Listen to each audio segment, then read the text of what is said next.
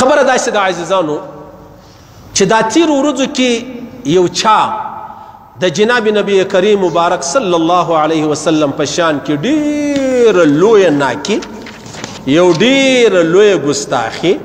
یو ډېر لوی توهین او یو شکنځا چې د هغه وکړله. خیر پر هغه موږ هم بیان وکړو، علماو هم ډېر بیانونه ورباندې وکړلو. ما چې کوم بیان وکړی عزیزانو نو بس خبره دا رقم سوله وروره نو ملایان را وغورځېدلو، انو ملایان را وغورځېدل، انو مولوي نورالدین داسې وکړو. وسړیه که زه به اسانه خبره درته وکړم، اول حق زما دا دی چې تی به راولاړېږي زما پوره بیان واورئ، زما مکمل بیان واورئ. دا زما بیان دا تقریبا په زرو کسانو کافي کوي، بیا ټوکړې ټوکړې کوي. تا لرې یو توری در ورسېدی یا بل لرې بل توری ورسېدی، هر سړي د خپل مزاج رایه چې د هغه پیش کړله. زما مجلس ټول یو مجلس و، دا نه و چې نیمه مې نن کړی نیمه مې پرون کړی و، نو لحاظه تاله در ورسېد، نه ټول یو مجلس ما کړی و، مسلسل مې کړی ولو. نو بیا چا یوه خبره واورېدله، چا شکنځاوې شروع کړلې، چا حال احوال را سره شروع کوي. نو زه د هغه علماو چې د چا نیت صحیح دی هغه ما ته خبر راکړه چې مولوي صاحب دا خبرې تا وکړې، دا جهان چې کومه معنا ستا د خبرو څه واخیستله، آیا خبره دغسې ده که نه؟ ما نه نه نه نه نه خبره داسې نه ده چې ما بیان وکړئ. نو ستاسو په فکر باندې د مولوي صاحب د بیان مقصد دا دی که چا نبي علیه السلام مبارک ته شکنځا وکړله ته یې مه وژنئ، تی زما د بیان څه دغه اخذ چې د هغه وکړي، تی دغه خبره چې د هغه وفهموله. زه دا کوم علما چې په صحیح نیت باندې ما ته خبر راکوئ یا ما ته مشوره، زه د هغو احسان، زه د هغو پر ما احسان دی، د هغو پر ما احسان دی. بیا په دې کې خبره دا وسوله چې دا بیان چې دی هغه د موبایل څخه فیسبوک څخه ډیلیټ شو. دا فیسبوک والا زما بیان داسې ډیلیټ کوي چې ما ته سور نشان راکوي، سور نشان. ما چې کومه نشانه ویشتل هغه خاص ولګېدله پر هغه ځای. فیسبوک والا په دې پوهېږي دا میډیا چې د چا په کنټرول کې ده، هغه دوزخیان خو در معلومېږي، هغه یهود و، دا بل و، دا بل و، دا زامن یې د هغو په کنټرول کې ده. هغه پر ما پابندي ولګوه د یوه کال دپاره. دی را ولاړ سو. حالانکې پالیسي دا نه ده، پالیسي دا ده چې دی به تا ته وایي دا بیان د مخه وباسه. ما ته دا لا نه دي ویلي، بیان یې په خپله میټاو کړي. ما پر کابل بیان وکړي چې کله کابل فتح سو، پر ما یو کال پابندي ولګوله فیسبوک. بیا ما پر مولانا خادم حسین رضوي صاحب، د بریلویانو ډېر زورور عالم و، د ختم نبوت ډېر زبردست خادم و، ما پر هغه بیان وکړي، بل کال یې پابندي راباندې ولګوله. بیا زه راولاړ سوم، د غني خان ما یو شعر ووایي، بل کال یې پابندي راباندې ولګوله. دا اوس چې ما د جمعې د ختم نبوت بیان وکړي، بل کال یې پابندي راباندې ولګوله. دی ډېر خوشحاله دي، الله مولوي صاحب یې پابندي ولګوله. د هغه لوی رب دربار نه دی، په هغه کې پر ما پابندي نه ده لګېدلې. زما دا بیان دغه سپین ږیري مشران ناست دي، دا زه د 22 کالو څخه دا بیانونه کوم. دا خو اوس میډیا مابین لراله چې میډیا سو خبرې وابل وابل سلو. اوس په خبرو باندې خبره داسې ده. والله ما د ځانه سره دا خبره کړې ده چې زه به دا د نن دا اوس وضاحتي بیان چې زه کوم دا کې به زما د نفس دخل نه وي، زما نفس به ما ته دوکه نه راکوي. الله فرمایي ولا یجرمنکم شنآن قوم علی الا تعدلوا. ګوره داسې نه چې د چا دشمني، د یو قوم دشمني تا پر دې باندې راولي چې ته بیا عدل و انصاف ونه کړې. نه نه، زه دا نه کوم چې ملایانو ما ته شکنځا کړي دي، الله زه به شکنځا کوم. ملایانو په ما پسې بد رد وویل، دومره سخت یې راپسې وویل، راپسې ولیکل. یاره زما دې په خدای سره قسم یې که زه هر څو ګناهګاره وسودخوره ته هم دغه ولیکم. دا هغه کسانو ما درته وویلې چې په دا ښار کې زما مخالفین دي، که نه هغو ته بیا زه دا یوه خبره کوم. خبره دا ده، عبدالرحمن بابا وایي ډېره زوروره خبره کړې ده، وایي په شخوی له بدخواهانو بې پروایم،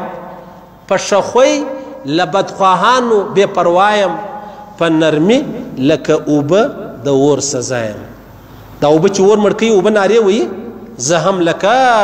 په نرمي لکه اوبه د اور سزایم. دا د دا خلکو سزا یم، صحیح سلو دې خلکو به زه سزا ورکومه. اتاوزئ ما الحمدلله ثم الحمدلله. زما عقیده به زه درته بیان کړم چې زما عقیده څه ده. د ختم نبوت په باره کې به زه در وښیم زما عقیده چې شته.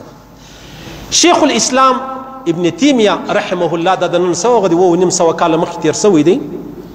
الصارم المسلول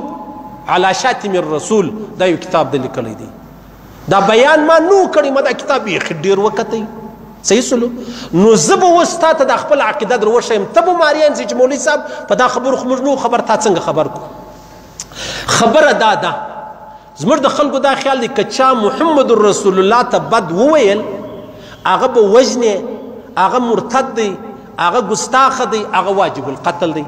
زموږ خو دا خیال دی نه نه شیخ الاسلام وایي په قرآن کې چې کوم انبیا راغلي دي که آدم علیه السلام دی که نوح علیه السلام دی که ابراهیم علیه السلام دی که یعقوب علیه السلام دی که اسحاق علیه السلام دی که یوسف علیه السلام دی که موسی علیه السلام دی که عیسی علیه السلام دی دا څه انبیا چې په قرآن کې راغلي دي د دې چې سړی توهین وکړي یا نعوذ بالله شکنځا ورته وکړي د هغه سزا ده لکه محمد رسول الله ته چې وکړي دا ملایانو چې تی دونه په له وګرځول را وګرځولاس په دې خبره سر در خلاص کوي ګوره موږ هغه نه یو چې یهود یوازې په موسی علیه السلام خوابه دی عیسایان یوازې په عیسی علیه السلام خوابه دی موږ ته محمد رسول الله ټول انبیا راښولي دي دا څه دي دا حق دي د الله له جانبه راغلي انبیا او پیغمبران دي اوس په دې خبره باندې دا مې نوې خبره درته وکړه دا څوک وایي دا شیخ الاسلام ابن تیمیه رحمه الله یوازې پیغمبر علیه السلام نه و هر نبی ته چې معروف دی مشهوره دی په قرآن کې ذکر راغلی دی هغه ته چې څوک شکنځا وکړي د هغه سزا ده لکه محمد رسول الله مبارک چې وکړي العیاذ بالله دا مې یوه عقیده در وښوله دویمه عقیده دا د عزیزانو دا بیا تیناس په خبر بیا به زه در وښیم شیخ الاسلام فرمایي ابن تیمیه رحمه الله وایي که چا د جناب نبی کریم مبارک صلی الله علیه وسلم و ادیته شکنځا وکړله و ادیته بیبي آمینه رضی الله تعالی عنها ته شکنځا وکړله دا مرتد دی دا واجب القتل دی دا ملایانو دونه ډېر پلوی ګرځولی ستا دا خبره نه ده درته کړې د دې مقصد مولوي نورالدین اغا ونو د دې مقصد نه محمد رسول الله و ګوره دا باز ملایان در ښیم څه علماو احترام کوم پر دواړو سترګو هغه بیا ما سر خلاص کړي نو دغه د دې مقصد مولوي نورالدین اغا هغه څوک نه دی ختم نبوت نه نو زما عقیده دا ده ته خو محمد رسول الله مبارک یادوي شیخ الاسلام فرمایي وایي که چا د محمد رسول الله و مور ته شکنځا وکړه العیاذ بالله هغه مرتد دی واجب القتل دی د توبې اجازه هم نشته ورته چې ته ونسه توبه وباسه پوه شوست په دې خبره سر خلاص بله به دا درته وکړم که یو سړی راولاړ سو نشه و شراب یې څښلي و چرس تریاکې په ځان نه پوهېدی کور والا ته طلاق ورکوي دا طلاق نه صحیح کېږي ولې دی په ځان نه خبره دی که د هغه نشهیي سړی شرابي سړی چرسي ورویني سړی په ځان نه پوهېدی دونه چرس و هیروین و تریاک یې ولي و داسې افیوم یې ولي و داسې ایس یې ولي و شراب یې ولي و محمد رسول الله مبارک ته بد وویل هغه به بیا واجب القتل دی او دا مرتد دی ګوره په نشه کې دی ښځې ته طلاق ورکړي طلاق نه صحیح کېږي دلته محمد رسول الله ته بد وویل دا دومره سنګینه مسله ده دا سړی دا چشتي دا مرتد دی واجب القتل دی دا مسله ملایانو نه در وښوله زه بیا در وښیم بله مسله دا ده پیغمبر علیه السلام مبارک کو ډېره لیرې خبره ده چې څوک به نعوذ بالله بد ورته وایي څوک به بد ورته وایي پیغمبر علیه السلام ته که چا شکنځا وکړه العیاذ بالله نعوذ بالله چا توهین وکړي توهین یا چا عیب پکې راوایستی چا شکنځا وکړه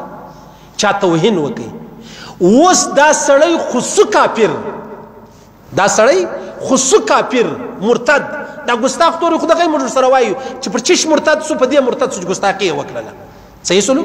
نو خبره داسې ده دا کم څوک چې محمد رسول الله ته شکنځا وکړي العیاذ بالله استغفر الله انا لله و انا الیه راجعون څوک شکنځا وکړي بیا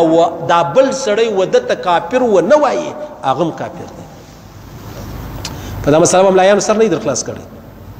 کم چا شکنځا وکړله هغه خو لاړې کافر سو چې کافر سو چې دا نه مني چې دا سړی کافر نه دی دا خبره دی نه مني چې او یا دا کافر نه دی دا مسلمان دی دا سړی هم کافر سو صحیح زما دا مسلې نه بیا درته بیانوم ور نه لګوم دا خولې کنټرول کوي که ته وایې زم لا یم زه اوس فی الحاله ابو داود هم ورته پړاوم طحاوي شریف هم ورته پړاوم زه د شیخ سلیم الله خان مولانا صاحب شاګرد یم خو چونکې پیړ مې خطابت رالی ټیک د سید ته خپل کار کوم زه به خپل کار کوم که ته هغه چمونه کوې بیا به د کرار جواب درکوم خو چونکې زم دا غواړم چې زما اصلاح وشي ځکه زما آخرت ستی تر آخرت مخته دی زم د الله په دربار کې پیښیږم زم د محمد رسول الله په دربار کې پیښیږم واورئ که چا نبی علیه السلام مبارک څه کوې ما انبیا در وښول د محمد رسول الله مور در وښوله که چا شکنځا ورته وکړه دا کافر دا واجب القتل د توبې اجازه لا هم نسته ورته چې ته ووایې توبه وباسه خدای مهربانه دی الله به معافي درته وکړي ګوره دا ما دا در وښول محمد رسول الله ګر څه نه یادوم هغه ډېر بعد کې خبره ده او بیا به بله درته وکړم بله خبره دا ده که چا په پیغمبر اسلام کې عیب راویستی عیب دا معنا دی تانوي صاحب فرمایي رحمه الله که چا کدو خوړی بیا وویل چې یاره د نبي علیه مبارک کدو ډېر خوښ ولو بل ولې لکه وایه زما نور سره لګېږي تانوي صاحب فرمایي په خپل ملفوظات کې دا کافر سو په دې خبره صحیح سلو محمد رسول الله څه کوي خبره د کدو راله اوس په دې خبره بله خبره دا ده امام مالک صاحب رحمه الله فرمایي شیخ الاسلام ابن تیمیه رحمه الله را نقل کړي دي که چا عایشه صدیقیه رضی الله تعالی عنها ته شکنځا وکړله هغه مرتد دی کافر دی هغه واجب القتل دی داسې په مسلو سر خلاصیږي داسې کاروبارونه ورسره کوئ چې څوک امهات المؤمنین ته بد وایي څنګه کاروبارونه څنګه ډوډیانې ورسره خورئ صحیح سلو پر ما چې راله سهار یو شیر سلو چغالم شیر سلو ابل گداړه هم شیر سلو الله مولی نور الدین آغا مولی نور الدین آغا خو الحمدلله د الله په عظیم فضل د خپل استادانو د خدمت په برکت دا زمانه نه اول زه بیان کوم تر ګرد ملایانو تی ماشه پیژنې تر ټولو ملایانو صحیح سو دا مختصره خبره درته وکړه هغه نه وایم دلایل نه وایم پلاني کتاب کې دا لیکلي پلاني کې هغه نه وایم خبره سره وجدي د محمد رسول الله د مبارک خبره ده پر دواړو سترګو ته خو د محمد رسول الله ذات شې زوام د محمد رسول الله خچره نه ده واغه ته سړی شکنځا وکي هم کافر دی ازما عقیده ده پوسواس خو اخر خبره به دا درته وکم دا علما چې کوم په ما پسې بد ویل دي ملایانو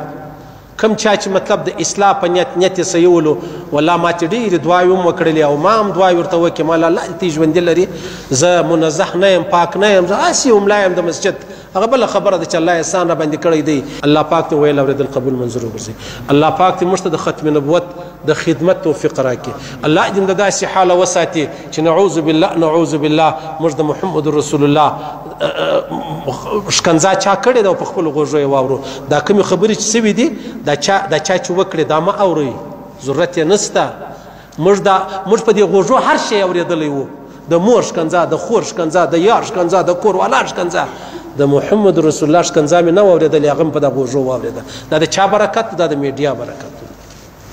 اوس دا خلک د عادي سو په دې بیان حالت یې وګوره څه رقم یې ویلی دي دا تورې څه معنی مه کوه سړیه که مه کوه سړیه که الله دې موږ ته ټوله وبخښي الله پاک دې موږ په هغه ورځ مړه کړي چې په کومه ورځ ما او تا یو ګستاخي چې دغه کوو الله پاک دې په سترګو ړانده په خوله ګونګیان په غوږو کاړه په لاسو پښو شل کې که به موږ د محمد رسول الله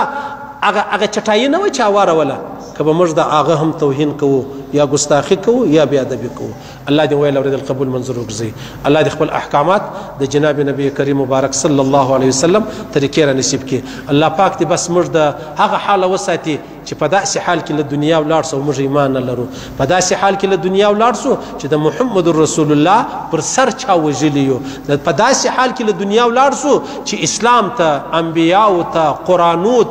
قرآن ته کتابو ته د هغه رقم صحابو ته د هغه رقم ازواج مطهرات ته موږ بد ویل الله دې مو وساتي الله دې ویل اورېدل قبول منظور وګرځوي الله دې پر دې تور مشتمر راکړي چې موږ مرو دا وایي لا اله الا الله محمد رسول الله